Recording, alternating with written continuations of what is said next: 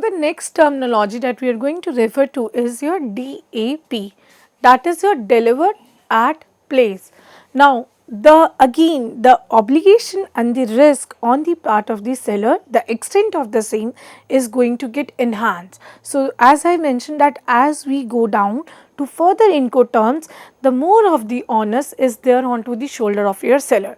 So, in this very specific, when we talk about DAP, that is delivered at place, and I already mentioned you that herein the place means the point of destination, but make sure when this point onward it has to be a named place, that you cannot go to okay that it reaches to this particular port area and that's what we are going to vaguely go about the description of the place. It has to be a precise named you could say description about the place where the goods will be ultimately reaching out. So, that is why it specifically talks in its header only that it has to be a named one, so that every single unit that is being sent out to this place, it reaches well in time, right in form, at the right place without any confusion. So, that is why it is mentioned as delivered at place, that very named place which is very precisely being mentioned in the terms of contract. So, herein also the export packaging, loading charges, delivery to the port area, getting those export clearances or paying off those taxes and getting those custom clearances, paying off the origin terminal charges, the port point from where the goods are to be sent for shipping. Then making sure to get the goods on loading, there onto the carriage, and loading on carriage will correspond to a carriage charges. So, that is also loading on carriage charges. Insurance, since it is not exclusively mentioned, so insurance is now again what? It is negotiable. Then it says the destination terminal charges, because since we are talking about one step further, we are talking about not just the cost and freight paid to, not just the cost and insurance paid to, we are talking about delivered at place. So, insurance is negotiable, then destination terminal charges and delivery to destination. The very next point, that not just you pay the delivery destination charges, but you also make sure that the goods are delivered to that very precise named of destination, the very named point or the place which is mentioned in the contract. So, that ways the seller will be held responsible up till this point, unless the delivery is being made to the the importer at this point of your named point of destination. But unloading and import clearances are to be done by the buyer. Now, one more thing, since the goods are to reach to this very destination point, so delivery has to be arranged and there are terminal charges that are to be provided. So, again we correspond to those general obligations wherein the importer is supposed to provide the relevant information and sufficient supporting documents to facilitate this trade activity. So, that is a general obligation on the part of your importer that he has to provide, no matter what, that the seller is held responsible or he is accountable till this, making sure that delivery is there, reaches to the point of destination, but he has to provide that sufficient, making sufficient arrangement and providing supporting documents to facilitate the trade. Similarly, as I mentioned, the exporter has to give a notice, intimation that the goods will be reaching or will be crossing this point and will be reached at this point at this very time and the date. So, that means date, time, place, three of the things of to be mentioned very clearly when we are saying delivered at place. So, when the terminology is your DAP, that is your delivered at place. So, in that case your seller has to exclusively ask for the point of destination, because accordingly you would compute the cost of carriage. Now, I will give you a very basic example.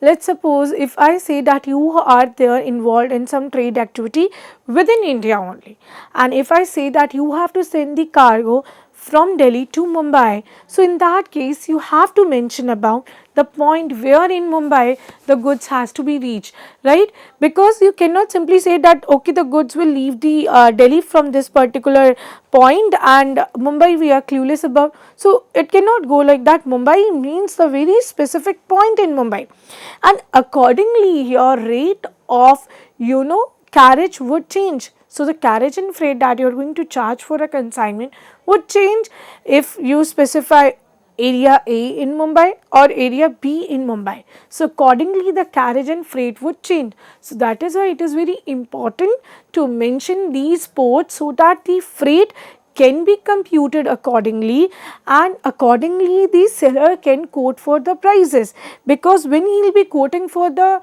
prices he has to see the cost, that first what is the cost that he is going to bear and what is the additional margin that he is supposed to keep so as to quote the prices or to send those goods in an international platform.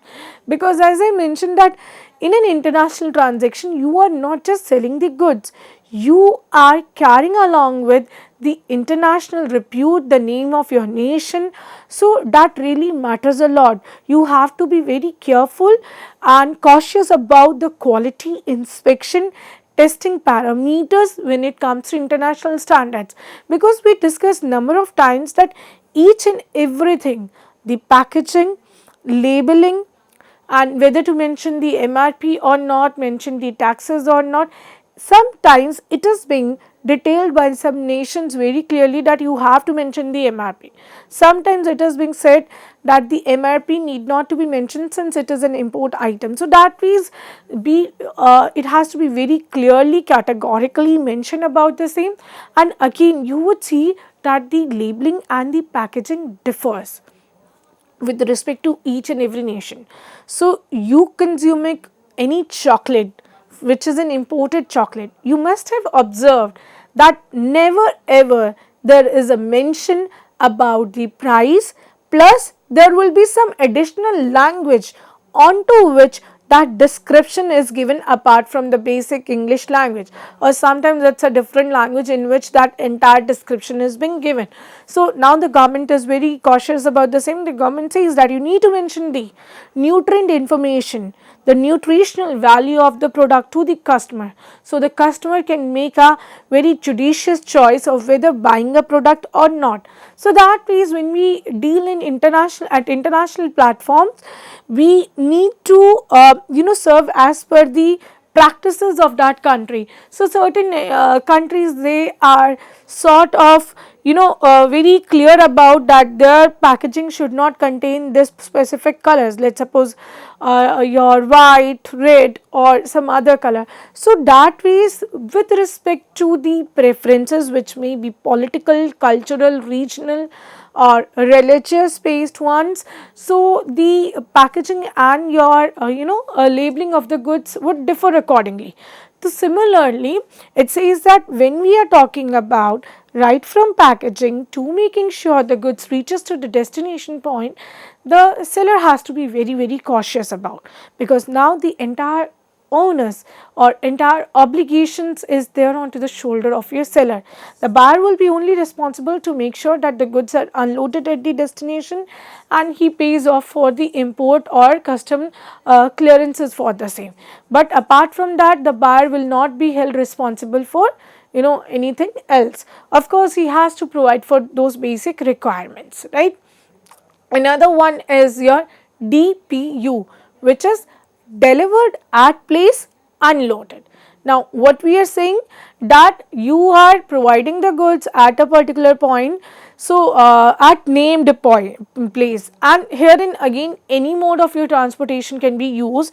It's not specific that you have to use the your C mode as in case of your CIF. Herein you can use any mode of your transportation, and it says about delivered at place. That means now you are not just making sure to send the goods to the those point, but also unloading the cargo. So you are doing what? You are making sure about the packaging of the goods, loading them on that, let's suppose in this case a truck, and then making sure that truck reaches to the port area. you paying those export duty, custom charges for the same, again the terminal charges, then loading the goods on carriage, paying of carriage charges, insurance, as I mentioned that until unless exclusively mentioned about, it will always be negotiable. Then you making sure that the goods there reaches there at the destination, which is your destination terminal charges, you making those delivery to destination, and now you will do what is, you will do additionally the unloading at destination. So that risk is also in this case of your DPU, which is delivered at place unloaded. So as the name indicates, U means unloaded. So delivered at place unloaded means the unloading exercise is to be done by whom? The seller.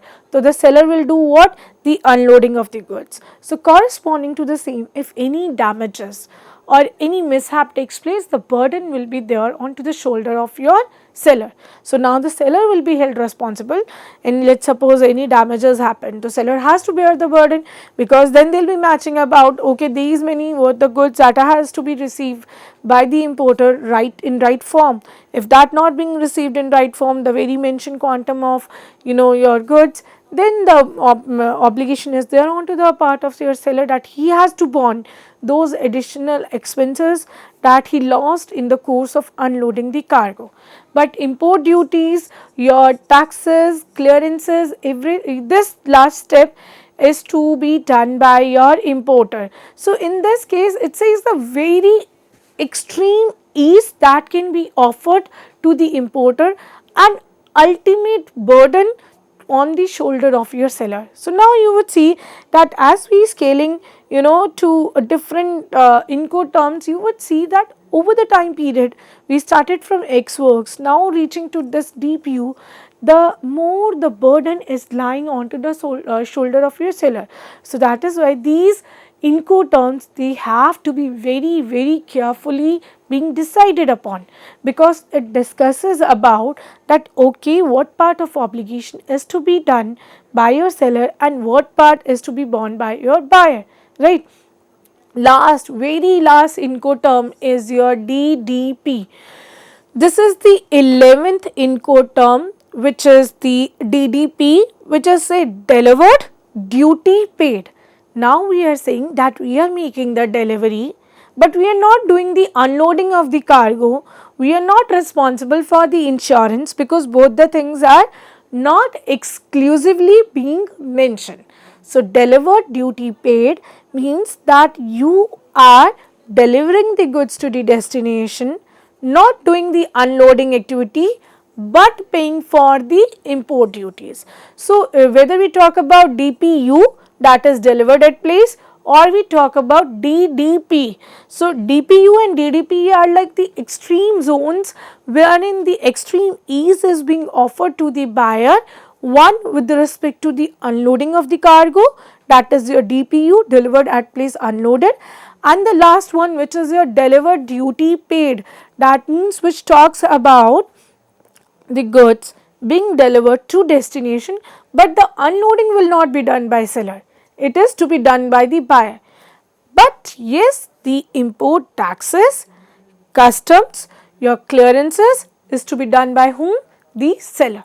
Now you would see that seller, and then we reach to a point that the buyer is held responsible for unloading at the destination. But again, when it comes to import duties, as the name indicates, that delivered duty paid. So duty paid is those import duties that the seller will pay off.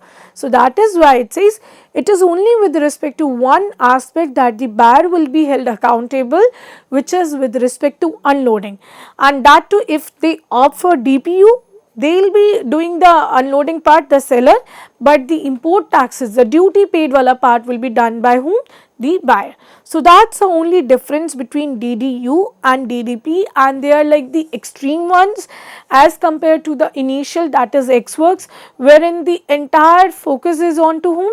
The entire focus is on to the buyer. The buyer is held responsible for every layer of your activity, wherein the seller was only supposed to do what? He is only supposed to do the packaging wala part. In that case case of your X works. But when we talk about DDP or when we talk about DPU, the seller is supposed to take all the obligation. He is supposed to take the risk of your packaging, your loading, unloading the same, and then to paying of all the export duties, all the terminal charges, origin or the destination terminal charges, and additionally paying of those export duties, custom clearances. So everything being done by whom?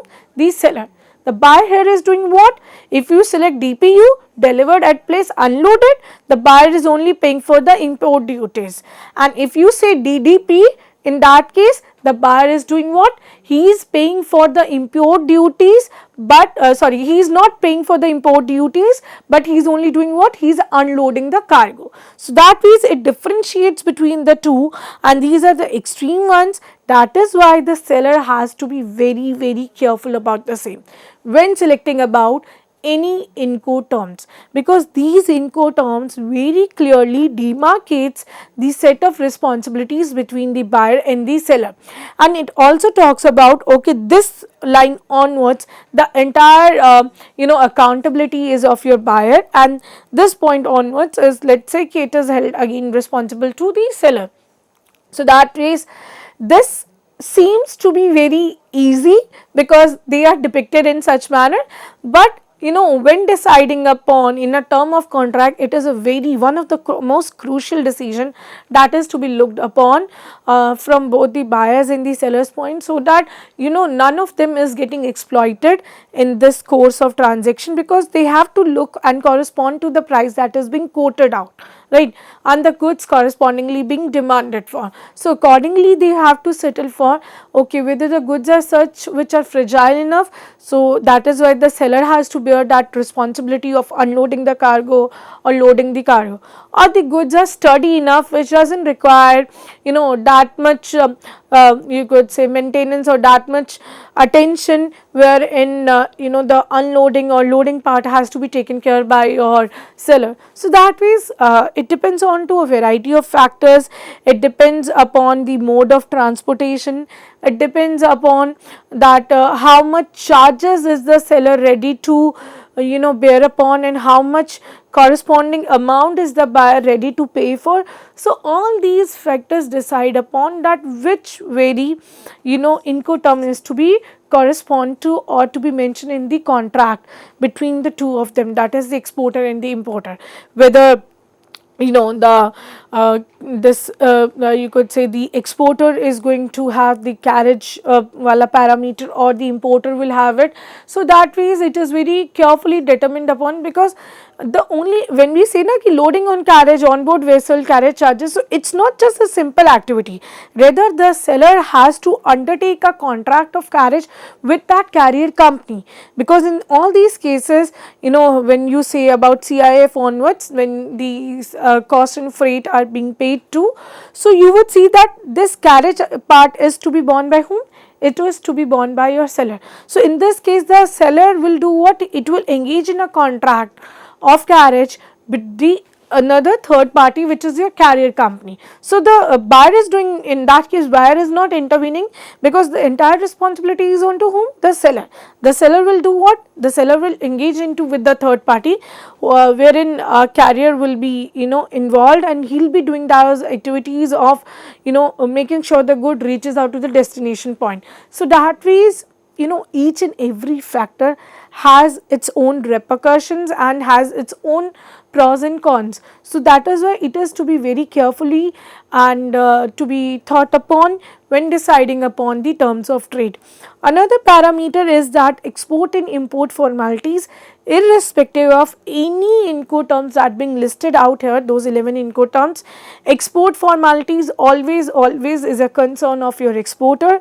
Import formalities is always a concern of your importer, right. So that is, it is very carefully demarcated that no matter what, who is taking care of which part of activity, but you are held responsible for your own country's rule and regulations with respect to getting the custom clearances, because that's again a very difficult task to get the custom clearances for respective goods and services, both to the origin country and to the home destination point. So that is why they are very clearly mentioning about the same in the contract only, that okay, let's suppose with respect to this very part of loading the goods, who will be responsible, and who will be responsible to involve a contract with the third party. With respect to insurance, who will be there, the party who will be undertaking the insurance. And with respect to paying off the export duties and the import duties, which party will be either the buyer or the seller, who will be held more responsible and more accountable to the same, right. So in these ways we clearly define upon, we clearly communicate about the various terminologies that are to be used, right. And that phrase, it is, as I say on and on, that it is to be very carefully taken care of, because the one wrong decision with respect to the same can lead to a heavy loss to the seller or to the buyer, because as I say, ultimately all these charges are to be borne by the buyer, whether the obligation goes there. Now obligation has a wider connotation, it says about the damages, mishandling part also, but otherwise if we say the direct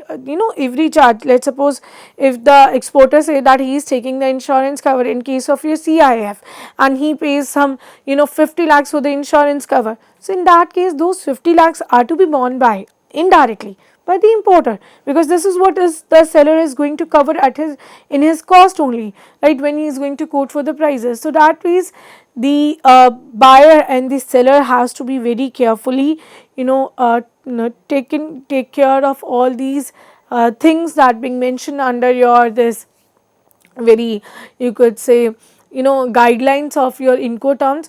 And as I initially mentioned, that these guidelines are there at the international level, because these are given by International Chamber of Commerce, which is just like a standard format. They are applicable for all the importers and exporters. This is what is like they should correspond to when trading in international trade. And additionally, if you want to download these, get into details about much more details about these Incoterms, you can log on to this ICC website and just see for the Incoterms, the recent version, which is your 2020 version. And again, one more point, if somebody is adapting to 2010 version, it doesn't mean that those are null and void now. It is just like you get a little updated version in 2020, and it's advisable to correspond to a latest version as compared to a one which is given in the initial period, that is your 2010, but that's not like mandatory. One can correspond to 2010 also or 2020 also as per their choices. So that ways, and the one that is given by ICC, that is the only one that one needs to correspond to, whether you are dealing with, let's suppose, European nations, whether you are dealing with Caribbean, or you are talking about dealing up with Australian nations. So whatever you go about, it's just like a standard format that you can look upon. And with respect to the same, they have also talked about the detailed obligations on to whom, the seller and the buyer, with respect to each and every parameter. And this is the guideline that every exporter and the importer is supposed to correspond to when entering into any international transaction. So whether we want to go for DDP or DPU, or whether we want to go for X works, or in specific case of your shipping or sea mode, we want to go for CIF or CFR, that depends on to what percentage of obligation is the seller is ready to bear upon, or what percentage is the buyer is ready to borne upon. If the buyer is not interested in paying even the import duties, and he says that okay, I am okay with this unloading part, but let me not pay the held responsible for getting these clearances of imports or paying up for those import duties or taxes, in that case he will definitely go for DDP, that is delivered duty paid. And let's suppose he says that okay, I'll pay the last part only, that is the clearances and the taxes, rest all of the activities in the course of this voyage the seller be held responsible or the accountable for. So till this point of unloading they'll be using the DPU. And let's suppose the buyer says okay, I'll take care of once the good reaches my point of you could say a place of this destination, then hereby I'll be taking care of all the delivery to destination or unloading or import duties. So in that case, we'll either refer to CFR or CIF if the buyer wants the insurance parameter. And another is that the buyer wants, let me take the entire set of responsibilities, let me take the hold of the transactions and seller be less involved into the activities, then he will be definitely going for X works. So accordingly, as we go about each of these Incoterms, the buyer's interest or buyer's share of undertaking more of obligation or less of obligation would decide upon which Incoterms to be referred to. Similarly, any Incoterm you refer to, you need to mention about the points, that is the points of origin and the points of destination, and that to a precise one. You cannot just go about the just a vague idea about them, but a very precise one, because the carriage and the freight expenses are accordingly be determined. Similarly, insurance coverage, uska you need to see to a corresponding clause of the same, that would go for limited insurance coverage. And in case you want to go for additional insurance coverage, you need to see into that, is the buyer ready to pay for those extra additional insurance charges. If the buyer is not ready to bear for extra insurance charges, the seller should not undertake such part. Reason being, then in that case, let's suppose in case of your CIF, the buyer should not be held accountable to, because the buyer said okay minimum charges, but you took a cover which contains comprehensive charge. So in that case, the buyer will not be held responsible to pay for the additional charges which is being paid by the seller. Similarly, there can be scenarios where the seller has taken this contract of carriage, and let's suppose the carriage wala person is that contract of carriage, and in that case carriage undertakes to perform activities until it reaches the delivery to destination wala part. Now, but the buyer says that I'll be only paying the carriage charges until it reaches the terminal. I am not going to pay till the delivery to destination. So the additional expenses which this carriage company is going to charge from the seller, if there being not a corresponding agreement with the buyer with respect to these charges, then in that case buyer will not be held responsible. He will not be responsible to pay for those additional charges. So everything that means the seller is going to charge upon, or the services that the seller is going to provide about, so the seller has to get in tandem with buyer. So if both of them agrees, then only, if the buyer agrees to all terms of contract, then only shall seller provide those services, else the buyer cannot be held accountable for the things which is voluntarily being done by the seller. So the buyer cannot be held responsible for any of those charges.